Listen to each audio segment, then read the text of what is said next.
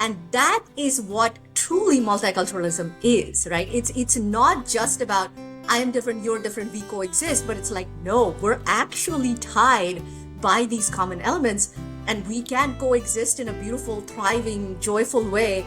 That happens when they go beyond just their own culture and they start to connect these dots.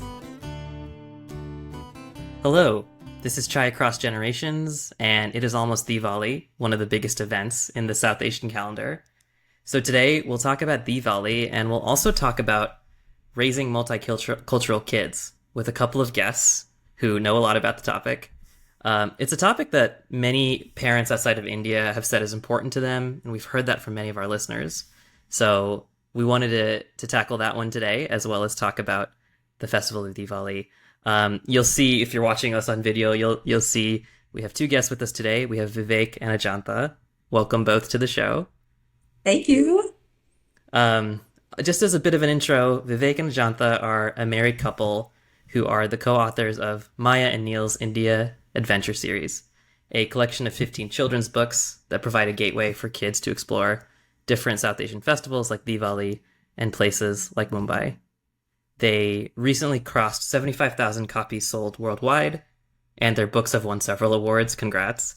Ajanta also conducts workshops all around the country, combining Indian dances with cultural stories. So welcome both again to the show. How are you doing today? Thank you. We're super excited to be here. Doing great, thanks. 75,000. That's a lot of copies. How does that feel? It feels pretty incredible considering that we never even expected to get anywhere close to this. Yeah, we're what I say, accidental authors. We kind of came up with this idea a few years back of writing books, and one thing led to the other. And it's great to have these titles all over there and young kids reading our creation. So it just feels awesome. Yeah. Well, I can relate. I think I'm an accidental podcaster, so. Um, Oh, well, where I wanted to start with you both was to talk about, raising multicultural children, which is a big part of the work you all do, and the book series. Could you talk a little bit about your journey to creating your company and writing the Maya and Neil's India Adventure series? yeah, I can go first and you can add in. So, we actually started as a dance company, and that was a long time ago. It was like, well, actually 2008 in California and then 2010 in Chicago. And initially, I was just teaching Indian dance, but the classes were never quite just dance. Every time I would teach them dance, I would always bring out the stories of the people who the dance came from. And that's where we saw that connection happen, where it became more meaningful. And it was like equally exciting for the students, for the educators, for the parents. And then it wasn't until 2016, what was actually Vivek's idea, where he said, they shouldn't have to come to your classes to consume the cultural content. That should be available everywhere. And that's kind of where, the idea of books came about. And then now here we are, 15 books later. But it was an evolution from dances and cultural concepts into coming into books. Yeah, it's been a pretty amazing journey, and she's been the one really running the business and doing most of it. I've been kind of the husband on the side, keeping my corporate job and making sure that we could figure out all of this stuff, which was a lot of fun. Um, but yeah, it's great to work together and come up with something creative. Yeah. Yeah, and I love that it's such a good gateway, right, into the cultural aspects. And so the books are geared toward children primarily, or how do you think about the audience? Yeah. Yeah, so the books are primarily for kids. We recommend starting age 2 or 3 up to maybe 6 or 7. So it's geared towards that genre of kids. Though we've heard from a lot of parents and a lot of non-Indians that the book content has really struck a chord, and they've learned as much, if not more, even being raised and born in India. Because yeah, she does. We do a lot of research, and Ajanta really gets into the details of the festivals and the celebrations and the fun that everyone has at these places and celebrations. So I think it's just that enthusiastic access to Indian culture that's been appreciated from ages 2 all the way to 99. Yeah, and for our video audience, maybe we can pop up a copy of the books. I have one here, which I will put up. Yes, we have all of them here. All 15. There you go. All 15. I'm only going to show the three that we have for Diwali. But yeah, there are all the 15 right here. Yeah. And for those who are on audio, they look like children's books, but with very colorful illustrations on the front, explaining, different festivals and different parts of India, or at least what it's like to visit there. I wanted to ask you both, what inspired you to start writing this series of books? Because when I think about writing a book, I've never done it, but it seems like a massive process. So what inspired you to make that leap? Yes, it was really a massive process, especially for us because we don't come from a publishing background. We're two engineers who are in like different careers right now, but that's kind of our journey was so different. And so to figure out what is the process of converting your thoughts into an actual physical product, there was so much that went into it. We did go with sort of the self-publishing route because we're talking 2016 when diversity was not such a hot topic yet. And so a lot of the big publishers hadn't published a book about Diwali yet. Now I think all of them have one. But this is back then. And we're like, if we want to get this content out there fast, we're just going to do it ourselves. And so we literally had to figure out like ABC of publishing. How do you create this? Finding an illustrator, finding a formatter, finding an editor. It was quite an experience.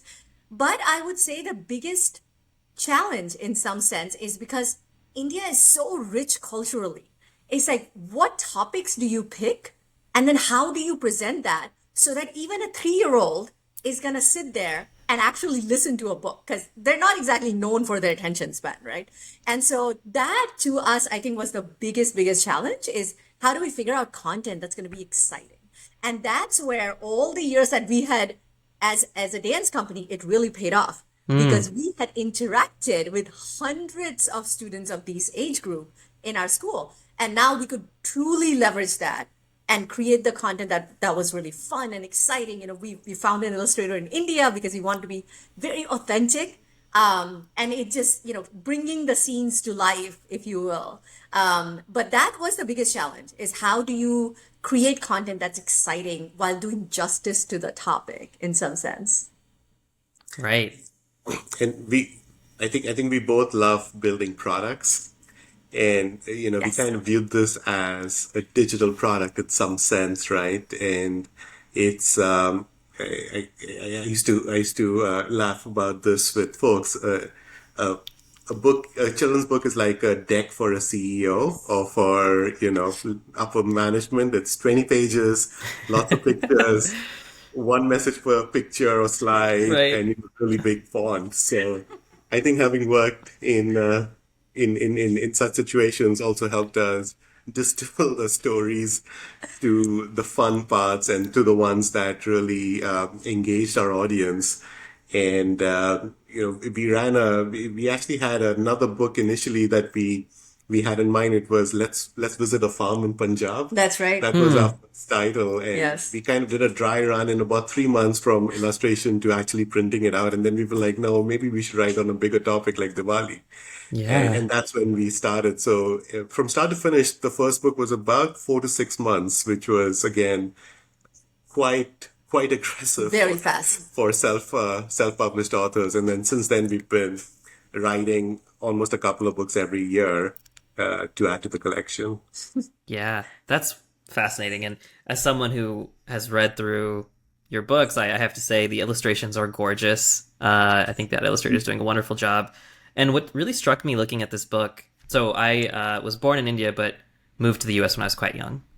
And growing up, you have a lot of cultural conflict between, these two cultures. And that's why I think this Yes. topic is so important, right? This is kind of the book I wish I'd had growing up, right? To make some sense of this Indian culture that oftentimes people don't understand, or at least when I was growing up back in the 90s, right? In schools, people didn't understand the foods I was eating at, at Hmm. the lunch table or whatever it is. So I'm curious maybe what the reception has been like relative to kids and parents.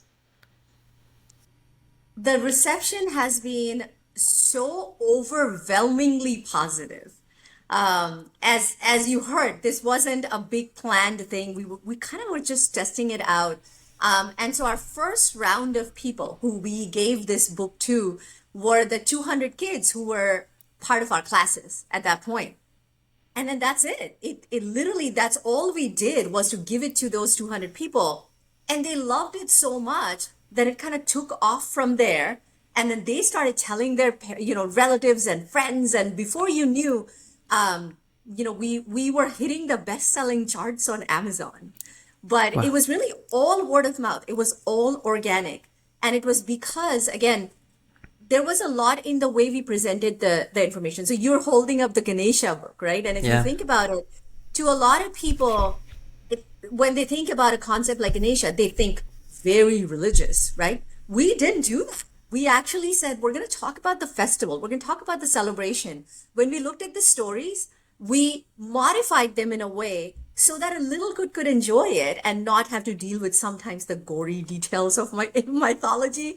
And so it's really meant for a global audience. It's meant for people who don't necessarily live in India and are not growing up with that culture, who are present in a more of a mix and blend of multicultural like we are in the US, and somehow still be able to find that place for themselves, right? And so that's why I think the content worked, because it was, no matter who it was, they didn't feel a barrier. They didn't have Mm. to be religious to read it. They didn't have to be Indian to read it.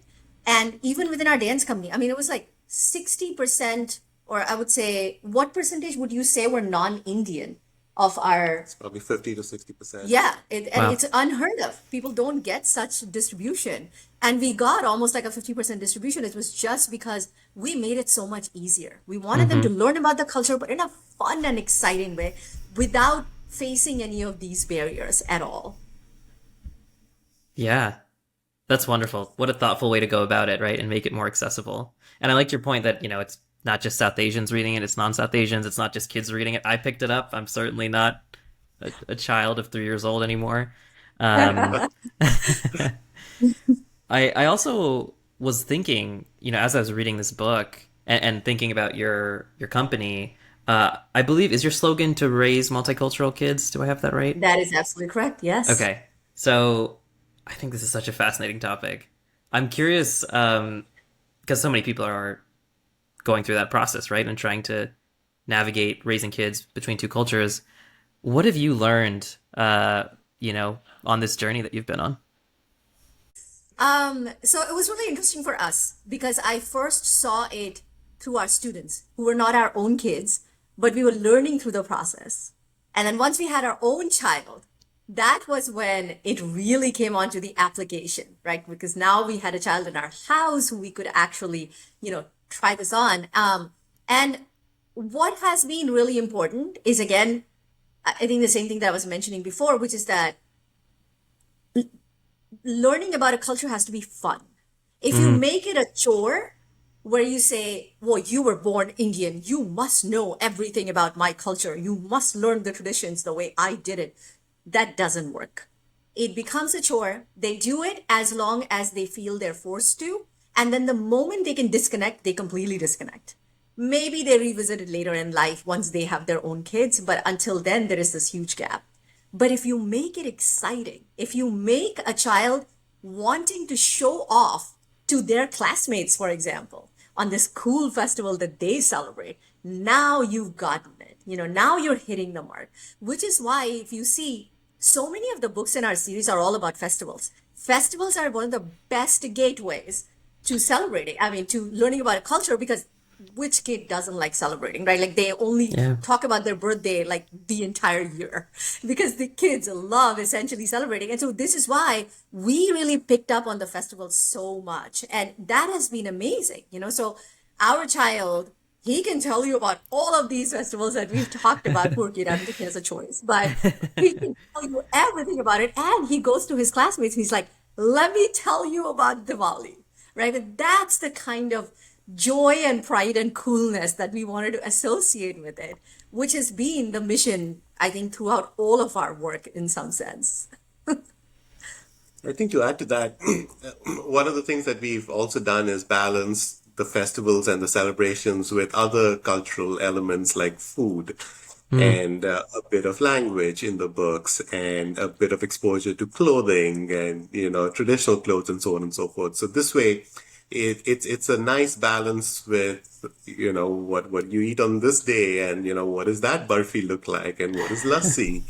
But at the same time, you're learning about Navratri or Holi or one of these amazing festivals in a really fun and cultural way. Yeah. Absolutely true. Yes, we try to hit it in all dimensions. Yeah. Food, clothing, stories, traditions, all of it combined. Mythology. Yes, the mythological stories, all of it Yeah. combined. Yeah. You make such a good point about making it something to celebrate. Because, growing up, I experienced culture often as just something that may be different, right? And maybe it wasn't explained. Food, I guess, needs less explanation. It was usually pretty tasty, so I was on board. But things like festivals, things like pujas that start at 6 a.m. and you have to get up for, right? Tough. Those are really tough as a kid when you're growing up here, and you almost want to like push it away or not learn about it unless it's really celebrated and treated like a story. Yeah, and that's the other thing. We kept the focus solely on culture and not on religion and pujas and stuff because we again wanted people to get exposed to, and I think that's how we also grew up. It was more of Yeah, a cultural exactly. mix, Yep. a little bit religious, of course, because we all grew up in India. But Yeah. the focus was always on celebration and being part of the community and kind of sharing and being part of this multi-diverse complex of Indian culture. Right. Yeah, I like what you also mentioned about, as you make it something to celebrate, you give them something to share and to to show to other kids who may be from different backgrounds. I'm curious if you were talking to a parent, let's say, who came from India and is living somewhere in the US or the UK now, raising young kids. What tips might you give them to think about raising their kids? The tips that I give them is sort of similar, except that I add another dimension. So the tips that I would give is again very similar, right? Go with the celebrations. Go with what's exciting. Are you going to India to visit Mumbai? Well, get a book about Mumbai right then, right? Because that's when they'd be like, they'd get into the story. And when they're actually in that city, they'd be like, oh my gosh, I've seen this particular building in my book. Like to them, that is so exciting, right? And so it's always connecting. It's always making it more relatable. It's being able, enabling them to kind of create those patterns, right? And so that's kind of has been always my thing is again, go across all of the dimensions, right? You make sure that you talk about the food in the book, and the next time you go to a restaurant, you order that exact dish and you talk about it. And suddenly they're like, oh my gosh, that's right. Maya and Neel were eating this. And it becomes a new level of reality for them. So whether it's clothing, whether it's food, whether it's celebration, it's like go on all of these dimensions. But the one thing that I also mention is that it's great. Our first desire is always, especially as somebody who's an immigrant, like for us, we were not born and raised in this country. We came here as completely grown adults. And for us, it's really important. Oh my gosh, my child better know about my culture. What we forget though, is that it's equally important for them to know about other cultures as well. And that doesn't come naturally. It's not something you have a deep desire from the inside always to like, this is a gap I must fill. So you really have to make the effort. Are you excited about your food? Guess what? The person who's from a different part of the world is equally excited about theirs. Would you have an open mind? Would you want to learn about them?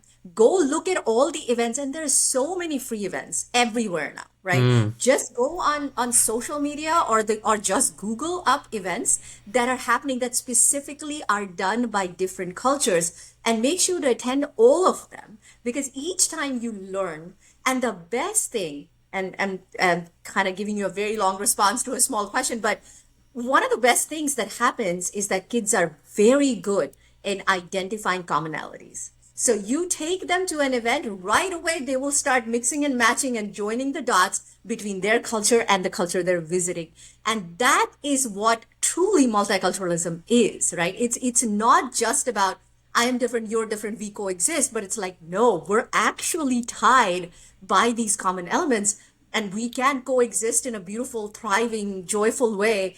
That happens when they go beyond just their own culture and they start to connect these dots. To me, that's like the best feeling of being able to see that and seeing that child have this open mind, have this big perception that the world is a very big and varied place and there are so many different ways to live. Okay, that's all. I have nothing more to add. I love that answer. That's incredible. I love, like you said, often maybe we focus inwards, right? Like my culture, my upbringing, my heritage, all important. But sometimes just opening it up to, hey, tell me about your culture. Tell me about getting other people to talk about what they're excited about is such a good entryway into the world, right? I love that. How did you both learn that when you moved? Was that innate already, or is that something you picked up as you went along? I think, well, I grew up in Bombay, or Mumbai, and I think it's by definition just so multicultural. So I think we were just exposed to all kinds of different cultures and religions and people and, different languages and clothing. So I think that curiosity was always there. It was just innate in some sense because of our upbringing.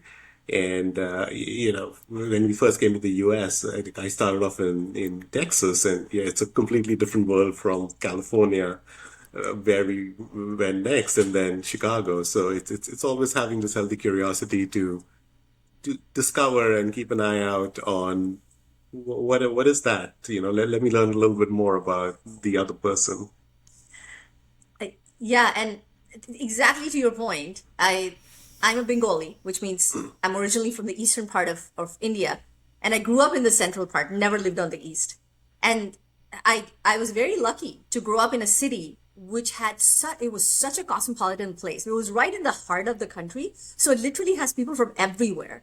And so our first experience with diversity, believe it or not, is within the subcultures of India.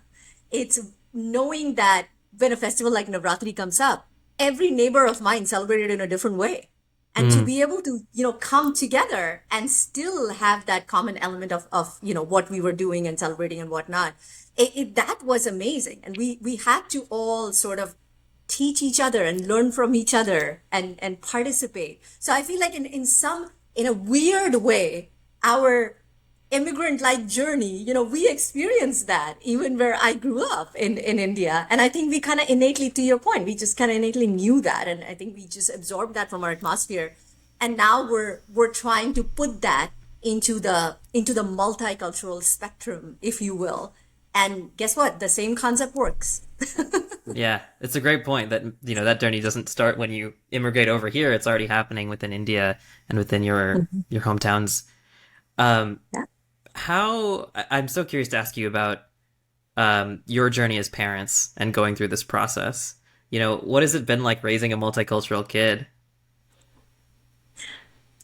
It's actually been a lot of fun, more than anything else, and it's. I think Ajanta has got a way to make things fun by herself. So I think it's been fun for me to be part of the journey as well, and tag along to all these events and learn about different cultures, not just within India but also outside. So overall, it's been a lot of fun, and we've just been able to meet people from such diverse backgrounds that I think unless you make that effort, it's rare that you would, come across them by chance. So I think it's been very rewarding. It's been very fun, and we've I think all grown as a family because of that. Oh yeah, absolutely.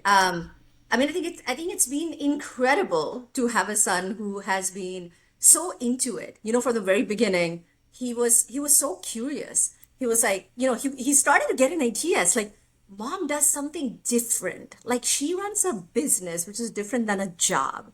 And so it wasn't just even the books and the content, but just understanding that, we have a mission that we're working towards. And he's, I mean, totally drunk the Kool-Aid. He will literally, he's our best salesperson at any event. We go to an event, he will grab our business cards and just work the room. Wow. And I know, and the joy we get out of that, it is so amazing. Just today at school, he got an assignment. What are the 5 days of Diwali? Right. And then of course, he went to his teacher. He's like, guess what?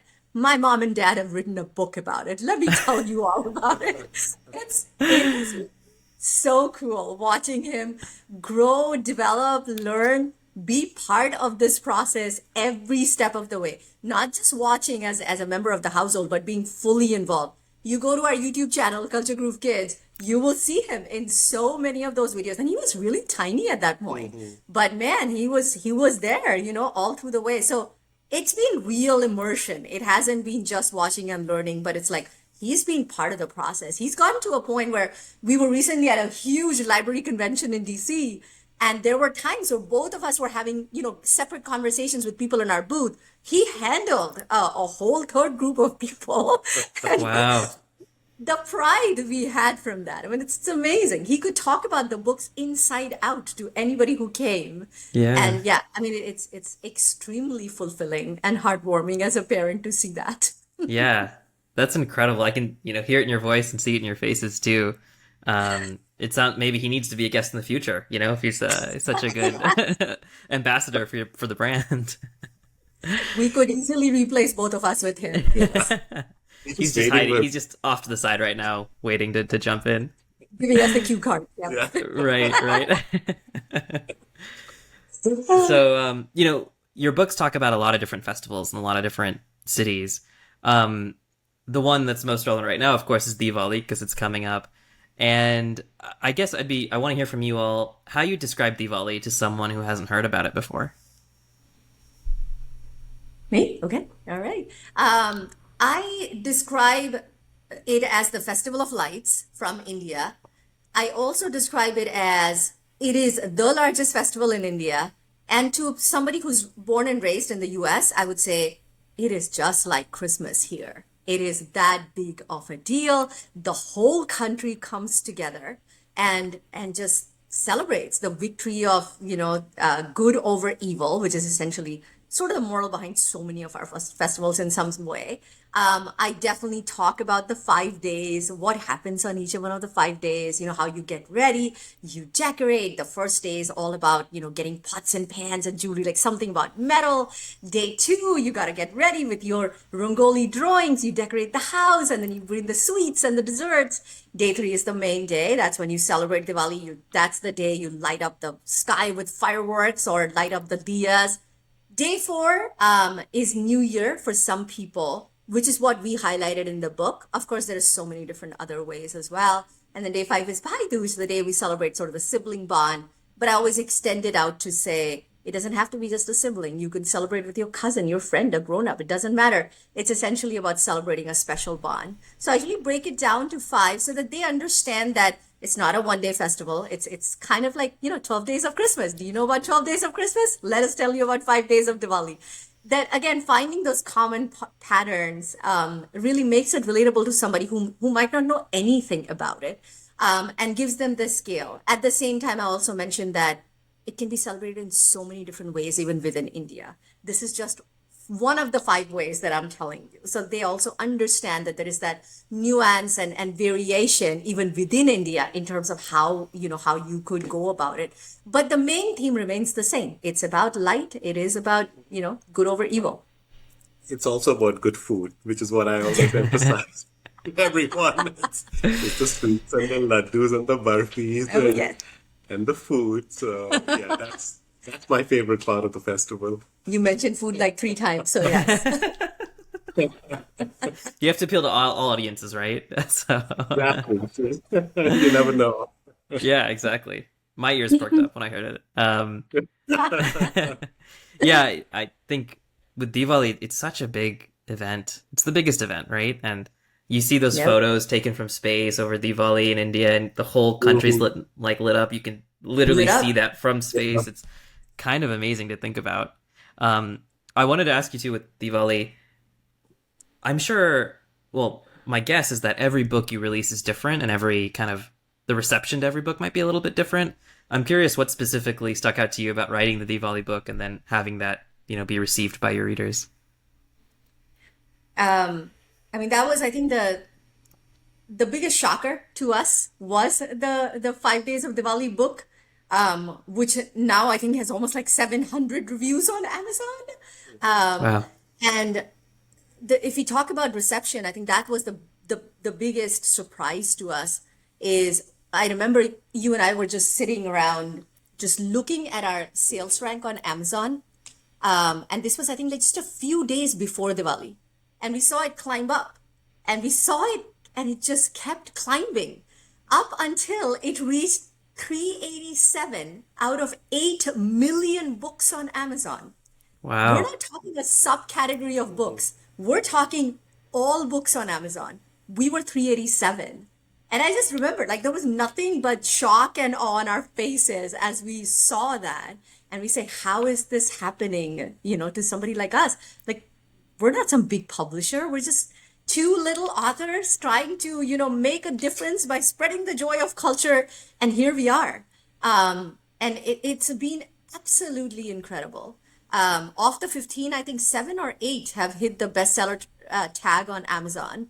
And each time, and I just recently shared about it, it doesn't matter. This is our 8th Diwali season. Is it the 8th? It is. It is our 8th Diwali season. Every year when we see that orange tag that says bestseller on Amazon, on our books, it gives the same amount of joy. It's absolutely amazing knowing that there are kids around the world reading these books. And I have to say, because I'm so much in the forefront, I get more of these messages than perhaps even you do, Vivek. Our little kids and parents and teachers reaching out to us from literally around the world. They will make little cards. The parents will share these little adorable stories with us. There is a kid who thinks Chintu the squirrel is an actual squirrel. Every time she goes to a park, she calls out every squirrel, hoping that's Chintu. I mean, it's just like kind of stories that you don't even expect to hear. The little girls who dress up as Maya when on their spirit week at school, it's the dress up as your favorite character. They will literally find the outfit that is closest to Maya in the Diwali book and then dress up as that. There is you can't put a value to these kind of, experiences that we get. And with every book, we've had some or the other, these kind of experiences that we've achieved. And we just feel so grateful to like all of our readers who have accepted and then not just accepted it, but like spread it out to everybody they knew. Yeah, I mean, I get emotional when I think about this because it's just so heartwarming to me. Yeah. Yeah. The only thing I would add is don't quit your job just yet and become authors because economics are not as great as the emotional benefits of being an author. So, True. so yeah, it's a pretty difficult business to be Yes. in some sense, right? Like you've discovered that the margins are thin and Yeah. everything else. But again, if you want to do it for the joy of doing these things and spreading the culture, nothing comes close. To be able to know that you've touched 75,000 plus readers, that's just crazy. It's just Yeah. nuts. Absolutely. Congrats on getting to that 387 of all books in Amazon. That's Yeah. insane in the best way. And Thanks. yeah, and to your point, I think, there's something about having role models that look like you. I feel like growing up, I was looking for South Asian role models, like, cartoons or something else, and I didn't see many, and so I gravitated elsewhere. Even now, I'm a big basketball fan, and I kind of say the day that we have a like preeminent Indian basketball player in the NBA, I'm gonna go crazy. So I can't wait for that. Yes. That's my version of it now. But hearing about the little girls who dress up as Maya, right, or whatever it may be, is it's the equivalent of that. Yeah. Exactly. Being able to see yourself, whether it's media, it's literature, whatever it is, something that's accepted by the mainstream, and being able to see yourself in that, there is a very, very, very high value in that. And I think all diverse books actually achieve that in some way or the other. And even our content, like some of our videos have gone crazy. I mean, it's like, we got what, like 500,000, 700,000 views on some of the on some of the videos. And that's what we think of. It's like, think of all the kids who are watching this content, sitting there and going, that person on screen looks like me. There is a lot of power in that, in terms of, just building your own self-esteem and also giving you that space in the world. It's like, I belong here. And, it really helps in building that. So yeah, I hope that our work has helped in that respect as well, a little bit. Yeah. Yeah, and even, for maybe aspiring South Asian writers, I hope this conversation can be inspiring. I've loosely thought about writing a book at some point, but talking to you, seeing that you all have done it and gone the self-publishing route is very inspiring. So I want to thank you for that motivation. Oh yeah, absolutely. And there's so many now. Like when we started, there were barely any books on India. I mean, if in the US, I mean, you could barely find it. And now there's so many authors. It's Yeah. wonderful to see that. Yeah, and a lot of the big publishers have also gotten into this, so that's actually Yes. really nice to see because again, you might say, okay, they're buying other books, not our books, but hey, this is about spreading the culture. It's a much bigger goal. Yeah. And when they buy their book, they also buy our book. So it's just helps out everyone in the end, right? Yeah. But it's great to see the bigger players come in with books of their own and now multiple books of Oh, their yes. own, to be part of this journey. Yeah, that's wonderful. Definitely a changing tide, and I think one you all are helping to pioneer. So we like to ask a set of questions to every guest who comes on. The first is, this podcast is about different generations and having chai across generations. So what's the biggest thing you've learned from another generation? So what I've learned from the younger generation, like my son's generation, he's 9 now, but just seeing them grow up the last few years, just the kind of confidence that they have, the self-confidence that they have in terms of being who they are and bringing the best of who they are to everything that they do, whether it's the classroom or the playground or, extracurricular activities. It's just fascinating to see that independence, that confidence, and, that spirit of let's make things happen.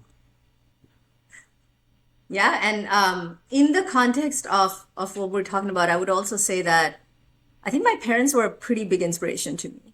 So even when I see them, my mom and dad, even though they were born and raised in the eastern part of the country, they left pretty early on, and they decided to have a family in a completely different place, which wasn't their original culture where it's from. And I think the way they navigated the two worlds and the way they navigated and figured out the best of both worlds to create that balance, where we didn't lose our identity, but at the same time, we were constantly being part of other people's experiences. I think I learned from them.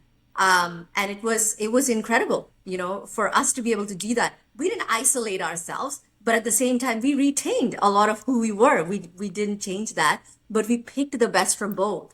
And I think that's kind of what we're hoping is that even when us as parents, we can continue to provide that to our son and say, there is no box that defines you. And you can pick from these two completely different worlds, one that's sort of your roots and one where you live today. There is a way to strike that balance between the two. And I think that to me has been very inspirational when I think about my parents.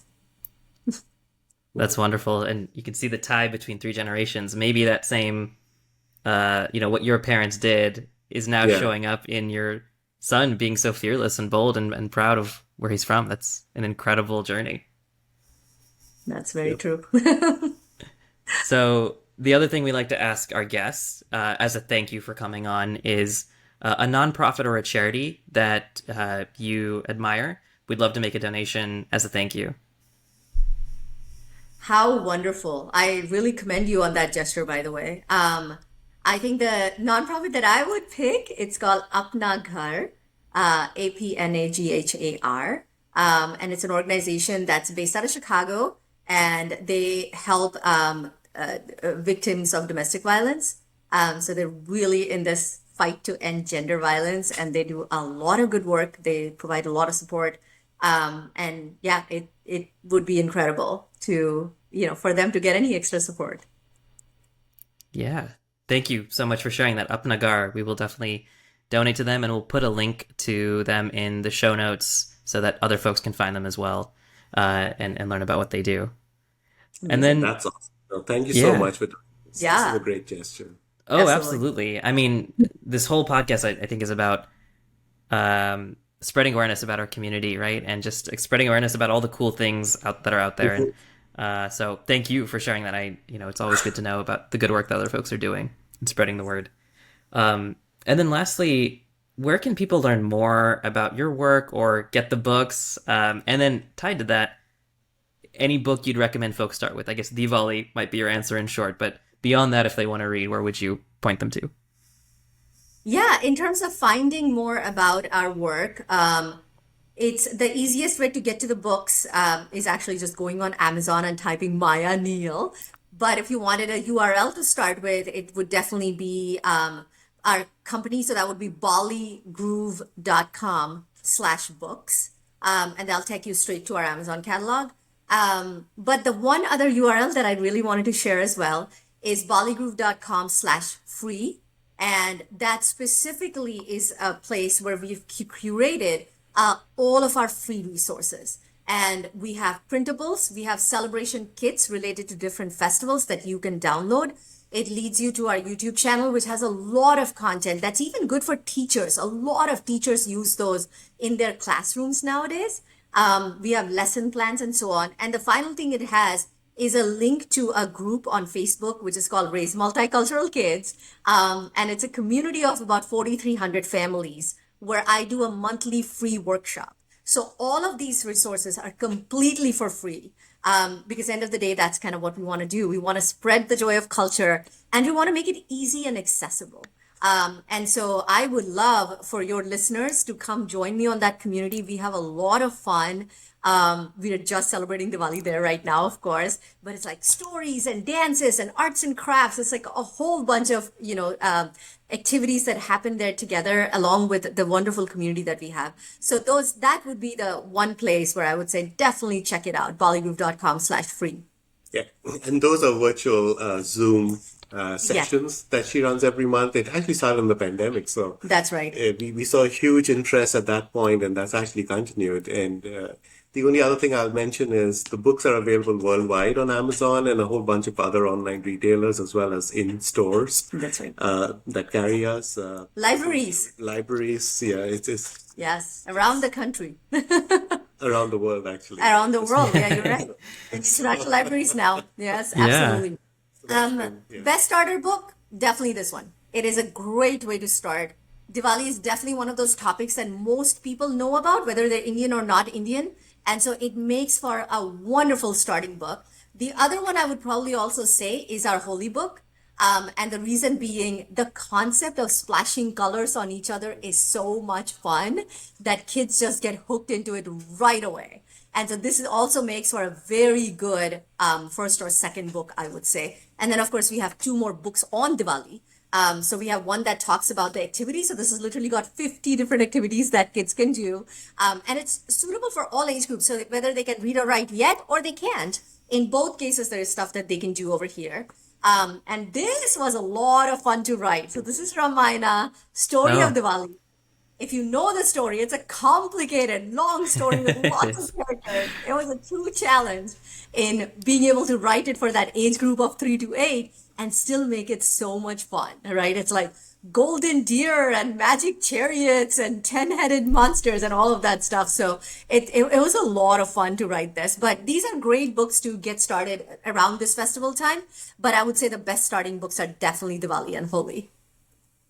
Excellent. Well, thank you for that. We'll put some links as well in the show notes, and as you said, Ajanta, feel free to join you on the journey in that community. That's a wonderful way to stay connected. And I'll just vouch for I have the Ganesh Chaturthi book that you all wrote. I learned something from it. I read it a few months ago, and I learned something from it, and it was wonderful. And it was just a very fresh, fun way to kind of to engage with a part of the culture. So I definitely highly recommend.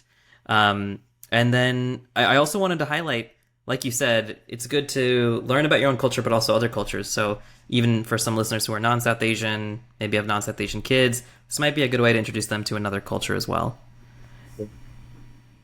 Very Any true. yeah. Any final thoughts or, anything else you want to say as we start to wrap up here? No, I think it's been a joy speaking with you. Thanks for everything that you guys do to spread, the message of South Asian culture across generations. I think that's a great idea, and we wish you the best on your future podcasts. Yes, absolutely. If it weren't for such opportunities, we won't be able to spread our word. Yeah. And so we are actually very grateful to people like you and everybody else who gives us an opportunity to come and talk about, gives us a platform essentially to come and share about our work, and kind of helps us on our journey. So thank you. Yeah. No, absolutely. Thank you both. You've been wonderful guests. It's been great to talk to you. I've learned a lot about what it takes to write books, the type of impact you're having. One thing I'll take away is this idea of reaching out and being so, I think you called it a healthy curiosity of other cultures. So that's something that'll Mhm. stick with me, and I might go out and seek out some events I might not otherwise have. Um, Awesome. and then from an accidental podcaster to accidental authors, thank you again for coming onto the show. Um, No, it's been a fantastic experience. So yeah. Yes. Yeah, absolutely. Well, thank you for joining, and thank you all for listening as well to this episode. Whether you're finding us on YouTube or Spotify or any of your other favorite podcast platforms, we'd love if you could follow us and give us a like or review. That really helps new folks find our show and continue to spread the word. And if you like this episode or if you think someone would benefit, feel free to share it with them, and continue to pass along the chain. We'll see you all next time, and thank you all for listening.